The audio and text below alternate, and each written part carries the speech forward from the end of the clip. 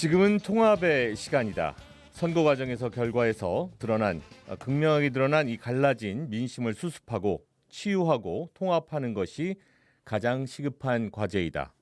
문재인 대통령이 대선 이후 처음 열린 청와대 회의에서 오늘 이같이 국민 통합을 강조했습니다.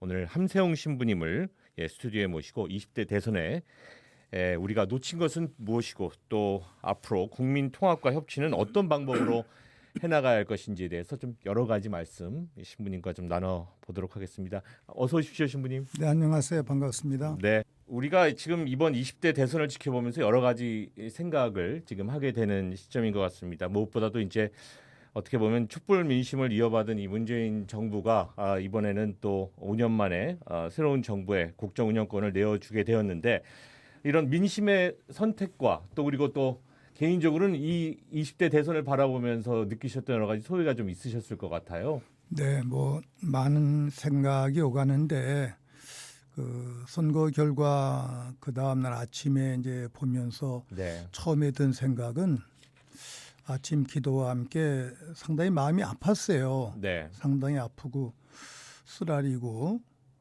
그러면서 즉시 이제 십자가 예수님의 의미 또 아우슈비츠 수용소에서 돌아가셨던 많은 희생자들 또 우리 순국 선열들 또 죄 없이 가신 많은 분들 또 우크라이나의 그 전쟁 희생자들이 많은 분들 연기하면서 묻고서 기도하고 네.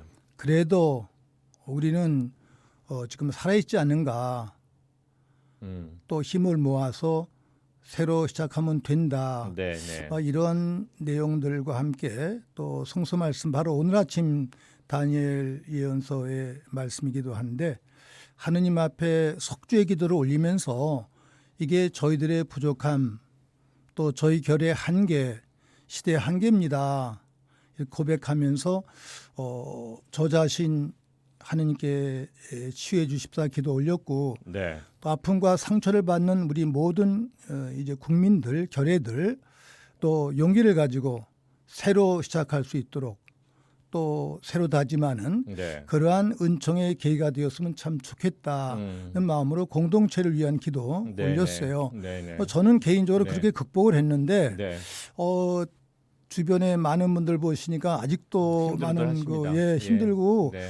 제가 상상했던 것보다 더 상처가 크시더라고요. 맞습니다. 그래서 제가 네. 만나는 분들에게마다 네. 그래도 우리가 지금 살아있지 않는가. 네. 새로 시작하면 된다. 우리가 얼마나 어려운 시대를 우리가 거쳐왔는데 이거 아무것도 아니다. 극복하자. 다시 시작하자.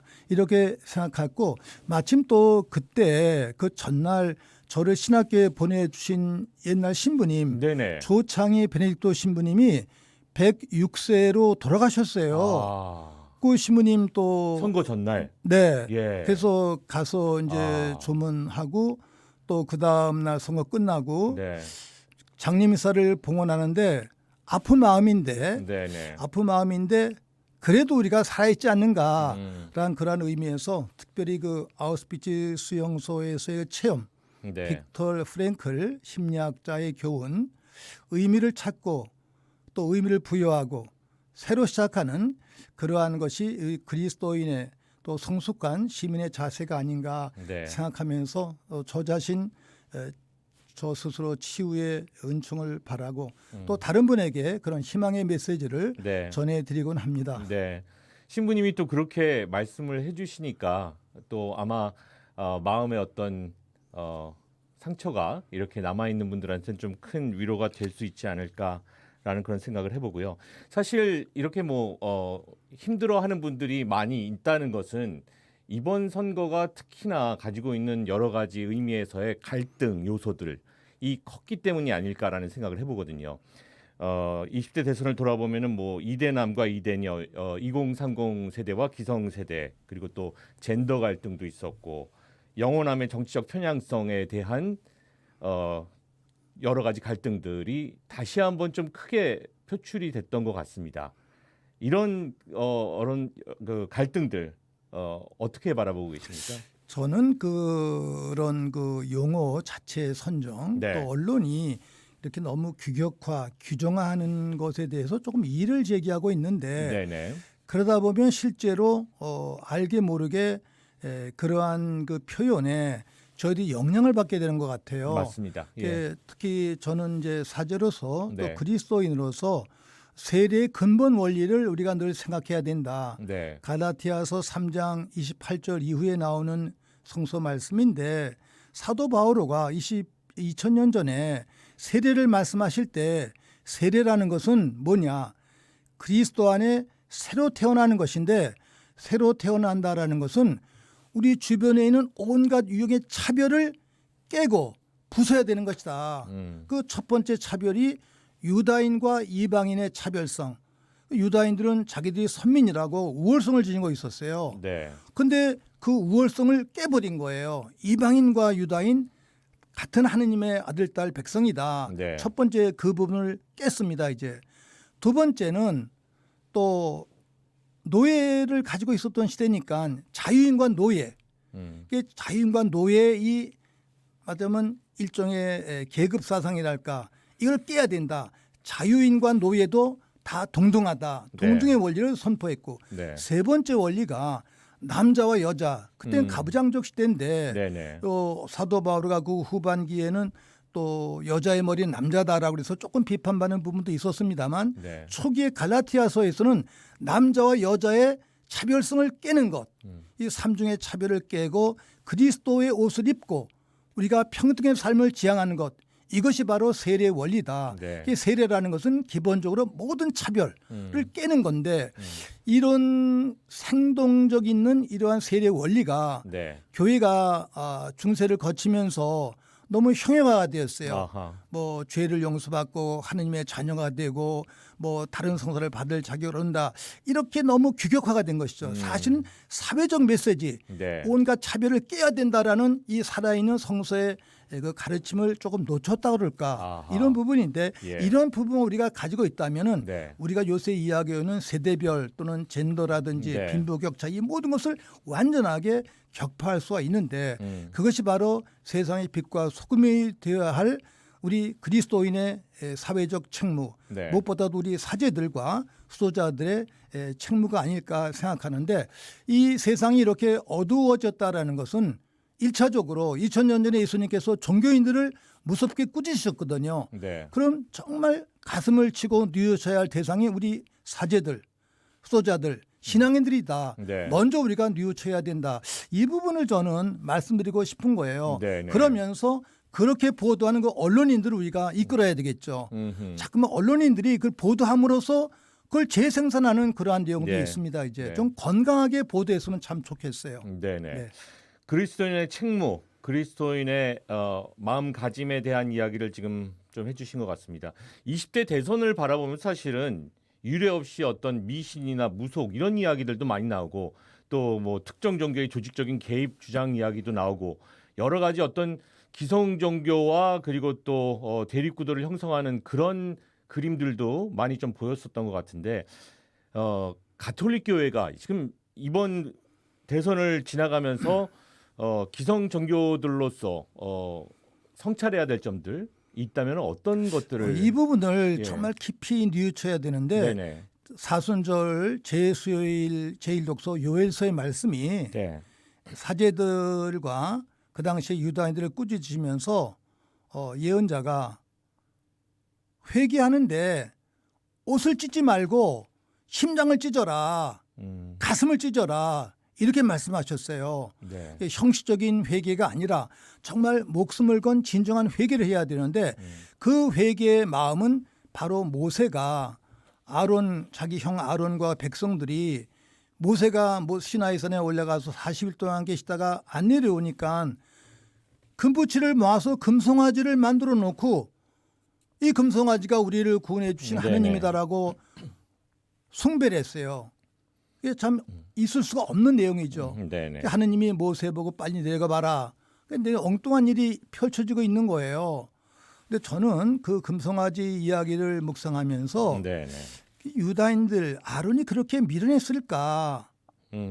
그렇게 생각하기보다는 이 대목은 미래 신앙인들을 위한 일종의 예언이다. 네. 하느님 하지만 여러분들이 하느님보다는 황금, 돈을 더 쫓아갈 때가 온다. 바로 그것이 바로 우상이다. 이거를 깨야 된다라는 기본적인 가르침이 있는데 이 부분을 많은 신앙인들 또는 교회 자체가 놓치고 있었던 것이라고 생각이 됩니다. 이제 네네. 그뿐 아니라 열왕기에 나오는 엘리야 예언자의 내용. 엘리야 예언자 바알신을 공경하는 그 아합 왕과 그의 부인 이세벨 시대 때 전부 다 거짓 예언자들이 몇백 명, 400명, 450명 판을 치고 있었어요.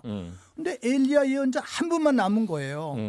갈멜산에 올라가서 제사를 바치면서 네. 하느님께 울부짖는 기도를 바칩니다. 이제 하느님 저 하나밖에 안 남았습니다. 오직 하느님의 힘을 확인해 주십시오. 해서 이제 제물을 바치는데 기도를 통해서 하늘에 불이 내려서 그 제물을 타게 하고 바알과 거짓 예언자들의 제물은 아무 효과가 없었어요. 결국 엘리야 예언자가 확인받고 거짓 예언자를 물리쳤다는 이러한 내용들이 있는데 이러한 내용들을 가지고 우리가 살아야 되는데 네. 이번 선거 전후에서 이야기되었던 이러한 미신에 대한 문제 또는 우상 숭배에 대한 이러한 문제에 대해서 개신교라든지 다른 네. 교단에서는 아주 정확한 메시지를 발표했고 또 정의구현 사제단에서도 언급을 했습니다만 네. 부끄럽게도 한국천주교 주교단에서는 이 부분을 외면했어요. 건의를 했습니다. 많은 분들이. 네. 그런데 이 민감한 사안에 대해서 지금은 좀 때가 어렵다라고 안 한 건데 이것은 직무유기일 뿐이 아니라 신앙의 유기. 어떤 의미에서 한국 천주교의 순교자들의 피, 순교자들의 그 정신을 배반한 엄청난 죄라고 생각을 합니다. 이제 이 부분. 네. 우리 윤지충 바오로 순교자가 그 당시에 하늘처럼 모셨던 그 신주를 떨쳐버리고 신앙을 고백하고 목숨을 걸었어요. 또 모든 순교자들, 우리 김태건 신부님. 근데 그 순교 정신은 어디 갔습니까? 바로 그거를 지금 증거해야 할 이때를 놓쳤다는 것. 이 부분은 저는 제가 사지로서 네. 깊이 저 자신 성찰하고 우리 시대의 모든 주교님들, 사제들 네. 정말 가슴을 치며 뉘우쳐야 됩니다. 네. 한 분이신 하느님을 흠성하여라 라는 첫째 계명에 대한 이 의무를 하지 못했어요. 이 시대의 징표를 놓쳤다는 이 부분 2020년 이 사순절에 요엘 예언자의 말씀을 간직하면서 정말 가슴을 치며 깊이 뉘우쳐야 된다고 생각을 합니다. 네. 아무튼 함세웅 신부님의 뼈아픈 또 지적이 있었고요. 자, 이번 대선에서 사실 그 현 정부의 부동산 정책이 그 부동산 정책의 실패가 민심이 등을 돌린 것이다라는 이야기가 뭐 가장 많이 우리가 듣고 있는 이야기 중에 하나입니다. 평화와 화합 그리고 또 나눔 뭐 이런 가치보다는 사실은 물질적인 판단의 기준들이 우선시되는 그런 결과가 아니었나 싶어서 사실 우리가 이 결과를 바라보면서도 사실은 좀 황망한 부분도 분명히 생기게 되는 것 같습니다. 특별히 사순절을 맞아서 우리 교회가 좀 성찰해야 할 부분들은 무엇이 있다고 생각을 하십니까? 네, 신부님? 뭐 문재인 정부의 네. 그 무슨 정책 담당가들 청와대 뭐 그 이런 정책을 설립했던 분들의 네. 큰 잘못 그것은 다 전제합니다. 정말 미숙했고 크게 실수했어요. 몇 차례 그 반복되는 내용들인데 그 부분을 전제로 하고 이 정부의 잘못 또 정책 담당관들의 잘못을 제가 뼈아프게 지적을 하면서 네. 그럼에도 불구하고 우리 그리스도인들이 여기에서 신앙의 원리를 지켜야 할 대목은 바로 사순절 제수요일에 나오는 복음 말씀, 네. 예수님의 유혹 이야기, 먹는 것과 또 집이 가장 중요합니다. 그런데 예수님께서 40일 단식하시고 나서 악마의 유혹을 받으셨을 때 첫 번째가 먹는 유혹이잖아요. 네네. 이 돌을 빵을 만들어라. 근데 예수님의 대답은 빵보다 더 중요한 것이 있다. 사람이 빵으로만 사는 것이 아니다. 네. 하느님 말씀으로 산다. 이 부분에 대한 내용들. 그래서 이 어려운 시대에 그걸 다 공감하면서 우리 그리스도인들이 제시해야 될 가치는 그 집보다 더 중요한 정신적 가치, 민족적 가치, 공동선의 가치, 희생의 가치, 양보의 가치 이런 내용들을 우리가 제시해야 되는데 이 부분을 그렇게 분명하게 제시를 못하고 네. 그냥 그 물결 속에 같이 들어가는 거예요. 네네. 저는 이 부분에 대해서 개인적으로 좀 아프고 또 우리 사제들이나 소자들이 정말 사람이 빵으로만 사는 게 아니다. 물론 정책하는 사람들 정부가 실수했다. 그러나 그것을 꾸짖고 다시 잘하도록 재촉을 해야 되는데 그 부분을 가지고 막 튀기기만 하는 거예요. 네네. 과장하고 이런 부분은 물론 언론에 악의적인 그러한 지향도 있었지만 우리 건강한 시민과 그리스도인들이 교정하고 언론을 감시하고 언론을 이끌어야 되지 않을까 이런 네. 생각하면서 함께 기도를 합니다. 네. 극심한 분열의 대선을 우리가 치른 이 이후에 여러 가지 갈등들이 남아 있는 것 같습니다. 국민 통합이라는 것 상당히 중요한 부분이 될 것 같은데 어떻습니까? 함세영 신부님이 생각하시는 국민 통합의 어떤 방향, 방식 어떤 길로 우리가 나가야 될까요? 네, 바로 그 며칠 전에 그 민주당에서 이제 당론으로 결의했는데 통합 정부, 공동 정부를 네네. 구성하겠다 이렇게 얘기를 했고 또 새로 대통령으로 당선된 이제 윤석열 네, 당선자 같은 경우도 네, 당선자도 이제 안철수 전 후보자하고 이렇게 네네. 같이 한다고 얘기를 하고 있는데 사실 엄밀한 의미에서 안철수 후보와 함께한 거는 연정이나 공동 정부는 아닙니다. 이제 왜냐 합당을 전제로 했기 때문에 그렇죠. 예. 공동 정부나 연정이라는 것은 당론이 다르고 당이 다르지만 네. 그럼에도 불구하고 그 분들과 손을 잡고 공동체를 위해서 함께 하고자 하는 네네. 이른바 독일식의 정책 네네. 이것이 바로 이제 연정 또는 뭐 공동 정부의 의미인데 다당제나. 네, 이 부분을 우리는 다가가지 못했어요. 네네. 그래서 제가 며칠 전에 네. 방송할 때 이런 내용을 공부하면서 이번에도 뭐 윤석열 당선자가 지지받은 한 48% 정도 네네. 또 이재명 후보가 받은 건 한 47점 몇 프로 0.73%의 기록 차이라고 평가, 그러는데 예, 예. 사실 비슷하지 않습니까 이제 네. 그러면 지난 정부의 뭐 노무현 정부 시대나 문재인 정부 시대에 조금 부족함이 있었어요. 네. 저는 개인적으로 아쉬웠던 게 노무현 대통령이 그 공동 정부를 국회에서 하시겠다고 말씀을 했고 네. 그걸 계획을 했었는데 주변에 그 보좌하는 분들이 다 반대해서 결국 못했어요. 네네. 또 문재인 대통령도 공약으로 내세웠고 또 위원회까지 설치했어요. 그런데 그 주변에 있는 사람들이 반대해서 또 못했어요. 안 됐죠. 그럼 그 두 분의 실패를 또는 그분들의 미숙함을 이제 기초로 이 세 번째는 꼭 해야 됐어야 되는데 네. 물론 이번에 이제 또 당선이 안 됐습니다만 네. 그게 임박해서 하니까 국민들이 조금 의아했던 것이죠. 그렇죠. 그 다수당 170여 이상 국회의원이 되었을 때 그때 그 정책을 법으로서 집행했어야 하는데 그렇지 못했기 때문에 진정성을 좀 맞습니다. 의심받았던 예. 것이죠. 네. 그런 부분이 제가 조금 아쉬운데 그럼에도 불구하고 네. 많은 학자들이 제안하는 것처럼 국민적 지지의 48%를 받았으면 그 48%의 힘을 행사하라. 다른 52% 동의하셨던 다른 분들과 다른 당의 그 사람들을 그 알맞는 영역에 네. 배치하면서 함께 뜻을 모으는 그래서 이걸 해결할 수 있는 것으로 나가야 되는데 그렇지 못한 것이 아쉽습니다. 네. 제가 학자들한테 들은 얘기는 1987년 유월항쟁 당시에 1년의 그 시위 건수, 항의 건수는 한 10,000건이었었다고 그래요.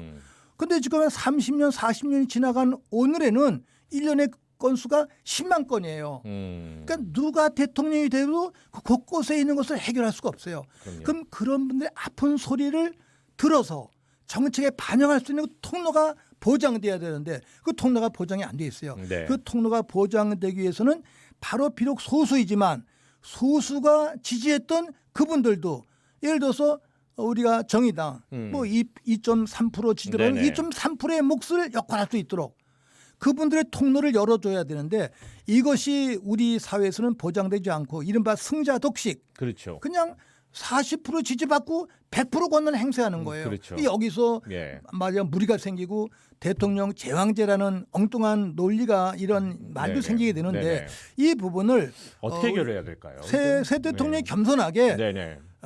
나는 검찰 출신이지만 법의 정신에 따라서 네. 48%의 권력을 행사하고 나머지 52%의 영역은 나와 뜻이 달랐던 다른 정치인들에게 그 영역을 내가 보장해 주겠다. 이것이 공동정부 통합정부의 정신이거든요. 정치 통합이겠죠. 예, 네. 안철수 후보에게 뭐 인수위원장 주고 그다음에 무슨 총리직 주고 이거는 아니에요. 왜냐하면 네. 그 두 사람들은 한 당으로 합할 거거든요. 네네네. 같은 당이니까. 네. 그냥 그런 의미에서 생각이 달랐던 민주당의 건강한 정치를 가짐. 그러니까 한두 분을 장관으로 임명하는 게 아닙니다. 네네. 그거는 사람을 뽑아오는 건데 네. 그 당의 정책을 건강하게 수용할 수 있는 겸허한 자세.